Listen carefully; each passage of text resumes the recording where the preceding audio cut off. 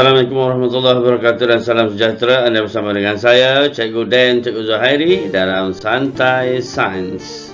Hari ini kita nak belajar apa? Okey, kita akan belajar Sains tahun 5, standard kandungan 3.3 pencarian biji benih, standard pembelajaran kepentingan kemanian spesies, haiwan dan tumbuh-tumbuhan. Ini adalah bahagian yang terakhir dalam topik ini. Seterusnya. Kita terus pergi kepada tajuk kita, iaitu kepentingan kemanian spesies haiwan dan tumbuhan. Imbas balik, kemanian spesies ni apa? Mengekalkan untuk terus hidup. Jadi haiwan dan tumbuhan ni berusaha untuk mengekalkan spesiesnya terus hidup ataupun terus kekal di muka bumi ini. Pelbagai kehidupan saling bergantung untuk mengekalkan keseimbangan alam. Pelbagai kehidupan, apa maksud dia? Maksud cikgu ni ada kambing, ada ayam, ada itik, ada manusia, ada pokok jagung, ada tumbuhan, ada haiwan dan manusia. Mari kita tengok sini. Tumbuh-tumbuhan merupakan sumber makanan kepada hidupan lain seperti haiwan dan manusia.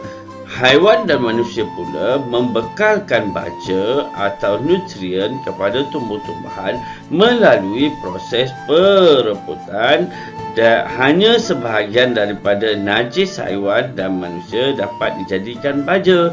Jadi kat sini tumbuh-tumbuhan ni merupakan sumber makanan kepada hidupan lain, seperti haiwan dan manusia.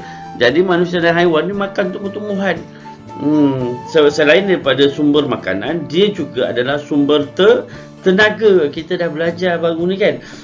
Manakala haiwan dan tumbuhan pula membekalkan baja dan nutrien kepada tumbuh-tumbuhan melalui proses perebutan. Perebutan ni daripada bakteria lah. Dalam masa yang sama, kalau manusia tu yang najis-najis haiwan, contohnya seperti baja tai kambing, dia buat baja tai kambing, najis haiwan kambing tu dia buat baja. Baja najis ayam, dia jadikan baja kepada tumbuhan. Itu kalau yang tanam lah. Kalau tak tanam pun secara tidak langsung memberikan baja atau nutrien. Mari kita beralih kepada yang kedua. Mari kita tengok gambar ni. Hidupan seperti haiwan dan manusia menyumbang kepada kemanian spesies tumbuh-tumbuhan dengan membantunya memencarkan biji benih dan buah-buah tumbuh-tumbuhan. Maknanya kita dah belajar baru ni macam mana pencarian biji benih. Pencarian biji benih.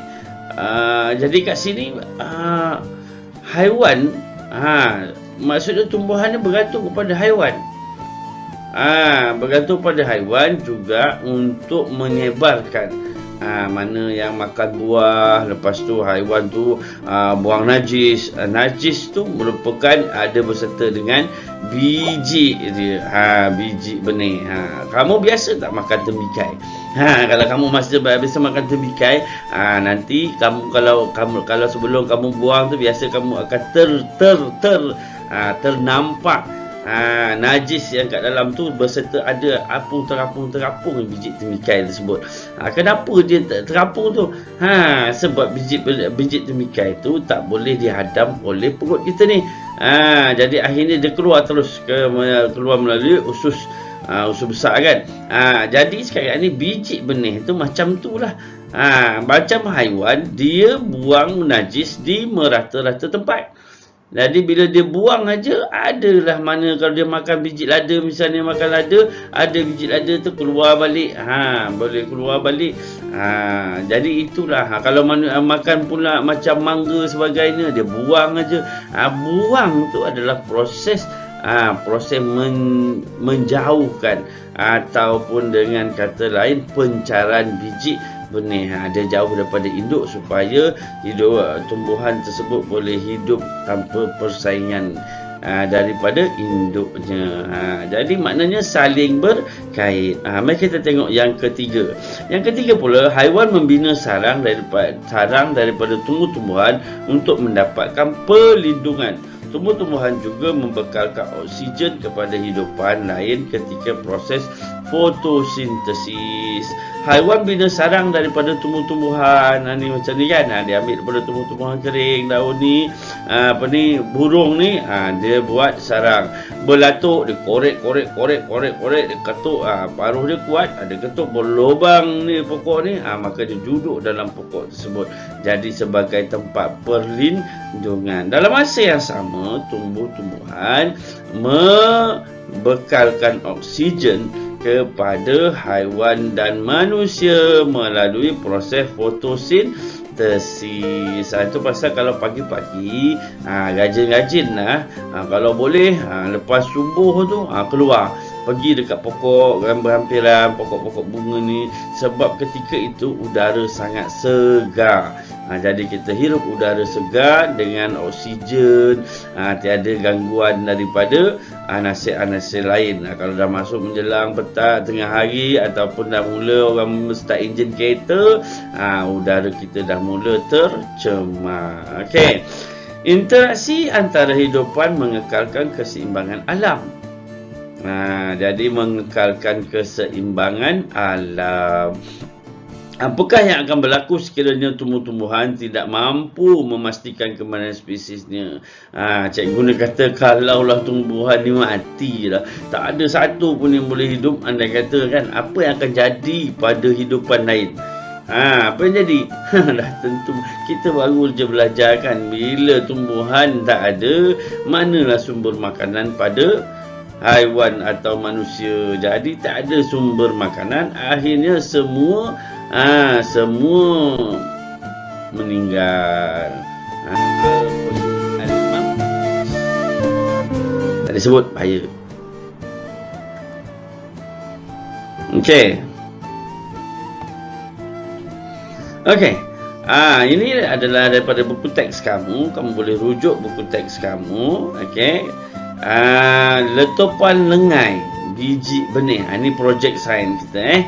Projek kita, cikgu nak kamu buat projek ni. Okay?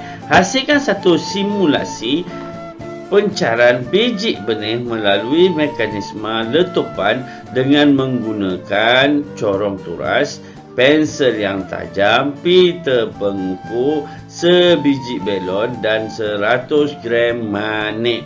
Memandangkan kita dalam keadaan PKP, jadi kita sangat tak boleh nak keluar, jadi akan kita gunakan apa yang ada di rumah.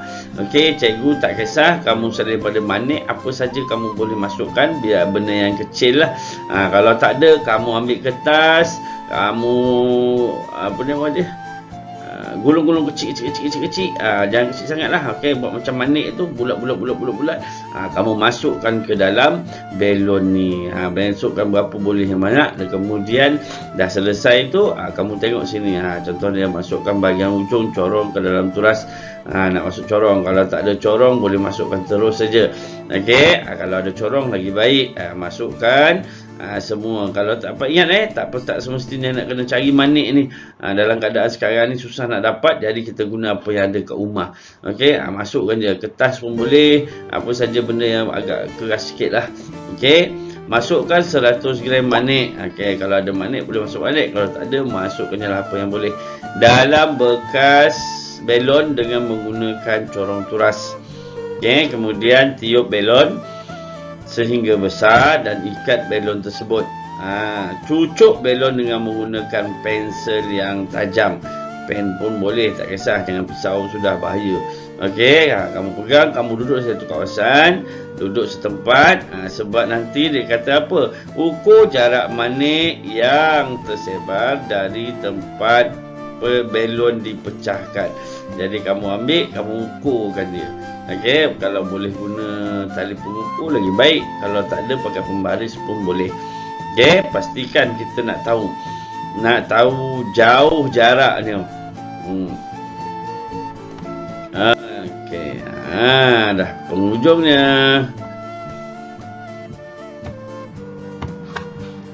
Okey, anda dikenaki merakamkan aktiviti letupan dengai.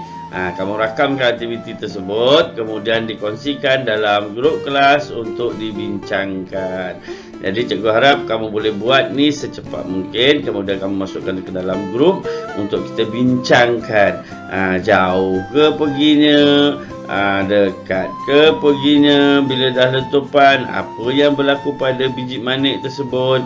Okey, nanti kita bincangkan. Itu saja daripada cikgu. Assalamualaikum warahmatullahi wabarakatuh.